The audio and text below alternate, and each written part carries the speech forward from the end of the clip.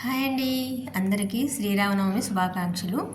నేనైతే ఎక్కడికా బయలుదేరింది అనుకుంటున్నారా? సరే, దేవుడి కళ్యాణం అయితే చూడటం ప్రతి సంవత్సరం నాకు అలవాటే. సో దగ్గరలో ఉన్న గుడికి అయితే వెళ్దామని అందరం కలిసి వెళ్దామని అయితే ఇంట్లో వాళ్ళందరం కలిసి అయితే ప్లాన్ చేసుకుని స్టార్ట్ అయ్యామన్నమాట. టైం అయితే 12 అయింది. ఇంకా నాకు తీర్థం అయితే ఇస్తున్నారనమాట అంకుల్ వాళ్ళు అక్కడికి యాత్రలకైతే వెళ్ళొచ్చారు. ఇలా ఇలా చేయాలమ్మా, ఇలా చేయాలి, ఇలా అయితే మంచి జరుగుతుంది అంటే నాకు ఎక్స్ప్లెయిన్ అయితే చేస్తున్నారనమాట. ఇంకా మొత్తం అంతా బ్యాచ్ అందరం కలిసి అయితే స్టార్ట్ అయిపోయాము కళ్యాణానికి వెళ్దామని. ఒక 2 కిలోమీటర్స్ దూరంలో అయితే రామాలయం ఉంది, బాగా అయితే కళ్యాణం చేస్తారు.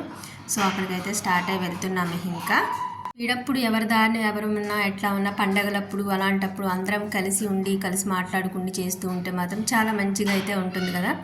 సో ఇక్కడ ఈ టెంపుల్ దగ్గర అయితే ఒక ఇదేంటి ఉత్సవాలకి వీటికి పెడతారు కదా, కొంచెం జాతరలకి అలా ఆ టైప్లో అయితే మొత్తం అన్నీ పెట్టారనమాట. ఇంకా అవన్నీ చూస్తేనే ఇక్కడైతే గవ్వలు ఉన్నాయి. చిన్నప్పుడు వీటితో అయితే ఆడుకునే వాళ్ళం అనమాట.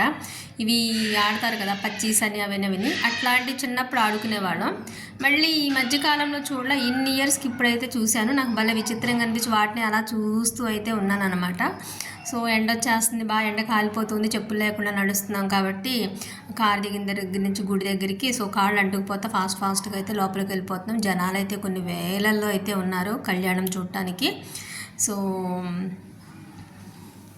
ఇంకా లోపలికైతే వెళ్ళి ఫస్ట్ దర్శనం చేసుకోవడానికి మాకు చాలా టైం పట్టింది. రద్దీగా ఉంది గుడి అయితే.